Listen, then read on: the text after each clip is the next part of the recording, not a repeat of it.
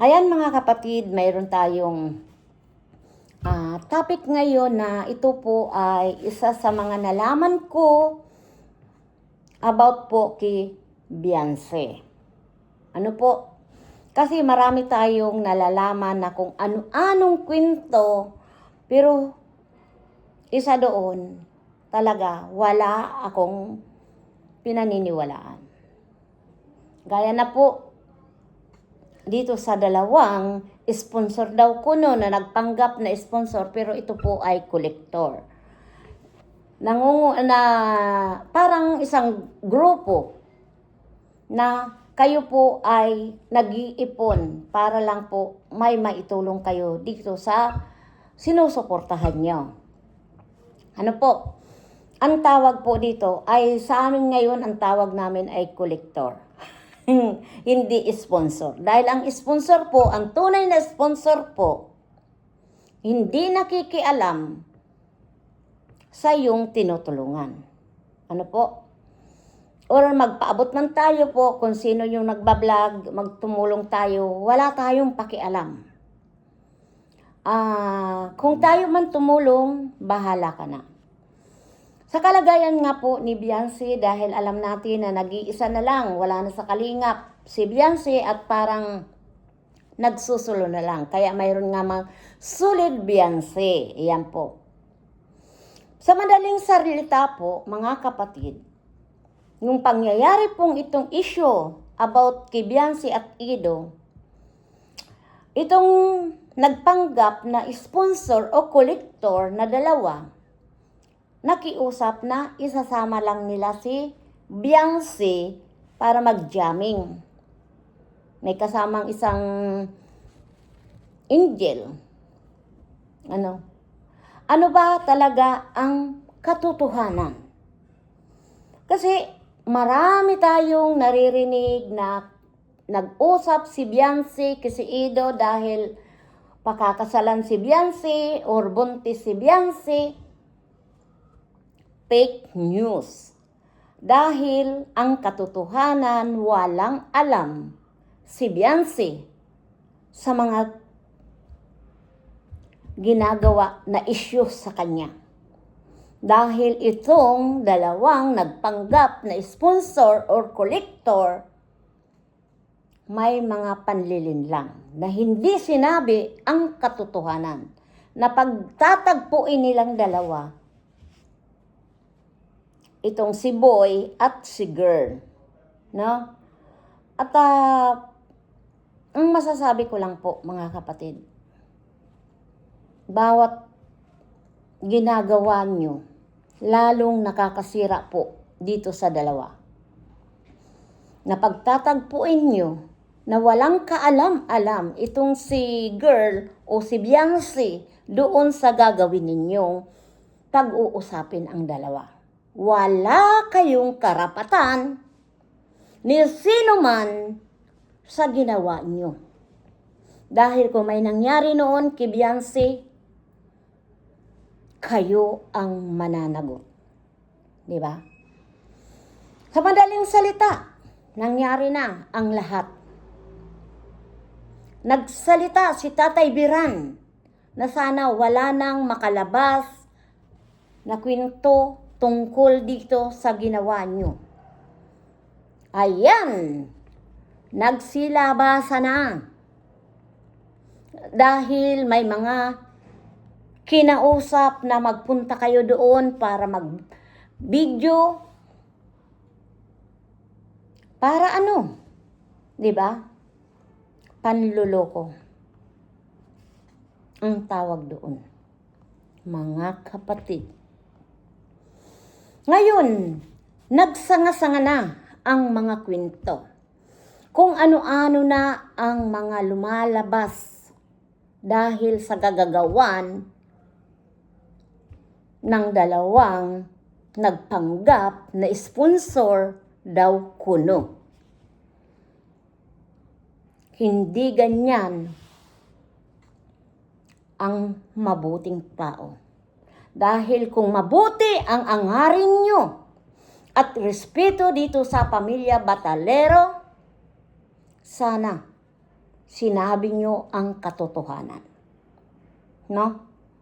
Kaya ngayon, nagsanga-sanga na. Marami nang nadamay dahil lang sa kagagawan nyo. Ano, pinagplanuhan nyo? Ang tanong, pinagplanuhan nyo ba, mga kapatid? Pero, para sa akin, kung ako lang ang magulang ni Beyonce, ang tutumbukin ko, yung dalawang nagpaalam sa magulang ni Beyonce. Siya ang tutumbukin ko. Hindi kung sino-sinong nandoon sa kapaligiran nila, kung ano man ang nangyari doon. Dahil si Beyonce po, walang kaalam-alam sa plano nila na magkikita. O sabi na, nagkataon lang na nagkita yung dalawa. Imposible po talaga ang pangyayari. Yan ay mayroon na po yan sa guwatan. Diba? Ang mastermind, itong dalawang nagpanggap na sponsor daw kuno na pag-aayusin ito. Sasabihin, magja-jamming. Kaya ang payo ko lang dito kila Tatay Biran, sana Kinanay Ansel at kay Beyonce, huwag na basta-bastang magtitiwala. Trust no one. Ang lagi niyong gagawin. Dahil hindi kayo tinitigilan talaga. Nakakaawa na ang isang Beyonce na 19 years old pa lang ngayong September, pero pinagkakaisahan na. Diba? Wala ba kayong konsensya? Tanong ko, question mark. Wala kayong konsensya dahil pang sarili nyo lang na intensyon o makasira kayo ng ibang tao. Yun ang punto ko dito. Masakit man pakinggan, masakit man ang katotohanan, pero yun ang totoo. Nakikialam kayo sa buhay ng batalero. Yan ang katotohanan. Hindi tayo mga bulag, mga pipi, mga kapatid. Ang sabi nga nila, nakikisawsaw ako. Bilang isang content creator o reactionist, ay nakapublic po yan. Yun lang po ang opinion ko. Bilang sponsor, reactionist, na tumutulong na walang hinihinging kapalit. Dahil ako, hindi ako nagka-problema pagdating ng pagtulong. Dahil alam ko kung saan ako lulugar. Alam ko kung papaano ang tumulong. Alam ko, napakasarap tumulong na wala tayong sinasagasaan tao. Tumulong lang para sa mga kababayan natin na nangangailangan. Di ba? Kung wala tayong matulong, panuurin lang natin ang mga video ng mga sinusuportahan natin like Daddy Frankie at ang kanyang team. Sapat na po yun. Dahil tayo naririto sa social media, kilalang mga charity.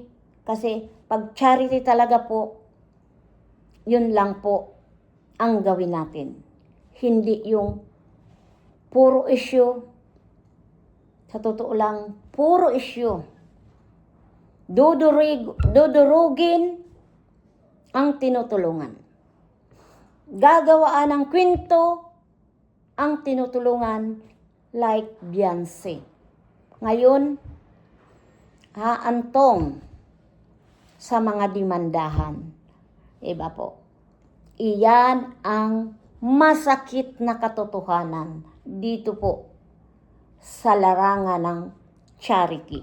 Dahil hindi na po makatarungan or charity ang napapanood natin. Puro kaso-kaso. Kaso-kaso po ang nangyayari ngayon sa social media.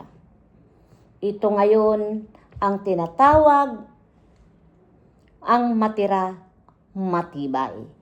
Mabuhay tayong lahat, ang may alam po. Huwag po tayong magpapalinlang o mapapaloko. Lawakan natin ang ating mga pang-uunawa. Tingnan natin ang tama o mali para po sa kabutihan ng lahat. Lalong-lalo na po sa pamilya Batalero, Kibiansi po. Magsalita na kayo, lumaban na kayo. Pontereyan nyo kung sino yung nanloko sa inyo. Yun lang, mga kapatid. Marami pong salamat at sana mga viewers matuto kayong tumingin kung ano ang tama na ipinaglalaban natin. Dahil para sa akin, hindi na po charity ang nangyayari. Hindi na po ang pagtulong sa ating mga kababayan na nangangailangan ng tulong. Labanan na po. Personalan na. Ano? Personalan na po ang laban sa tinatawag natin ng charity. Kaya mabuhay yung mga taong talagang pagtulong lang sa kapwa natin na nangangailangan ng tulong. Saludo ako sa mga totoong tumutulong na mga charity vlogger, hindi yung ipoprontlo pagpapanggap dahil sa sarili nilang hangarin. Dahil alam niyo po mga kapatid, isisingit ko lang ang charity po ay talagang charity. Hindi po yan business. Tayo po ang mawawalan dahil tayo po ang tumutulong. Dahil ang mga tinutulungan po natin, tayo po ang naghahanap. Hindi po sila ang lumalapit sa atin. Ano po? Yan lang po ang masasabi ko. Pag charity, ikaw ang mawawalan. Kung may sponsor man, bonus na lang yan. Kaya ako, marami po akong natutunan pagdating ng charity. Like dito sa Italia, Caritas at iba pa na mga tumutulong. Ano po? Ayan, maraming salamat po sa atin lahat, mga kapatid. Iyan lang po ang sasabihin ko na si Biansi po walang kaalam-alam ang pamilya Batalero sa ginawa nitong sponsor na napapagpanggap. Ano? Doon mo na lang malalaman yung mga nagsasabi ng katotohanan. Bakit maraming nakapaligid doon sa tagpuan nga sinasabi? Ang sabi nga ni Biansi, sana noon pa ginawa niya magpaliwanag. Hindi kung kailan siya nabas o nadurog ang pagkatao niya, saka siya kakausapin. Para ano pa? Di ba? Iyan po ang katotohanan, mga kapatid. Kaya wag tayong gumawa na kung ano-anong isyu. Napakakasalan, nabuntis, anak ng tipaklaw. Ayan, hanggang dito na lang mga kapatid at sana po itong lahat ng mga nangyari dito sa social media, kapulutan po natin aral. At wag na wag basta-bastang maniniwala sa anumang mga sinasabi sa kapaligiran. At kung kayo may boses, Kayo mismo ang makakasagot niyan ng pawang katotohanan. Pamilya Bataleros. Hanggang dito na lang. Mabuhay tayong lahat. Bye-bye. We love you.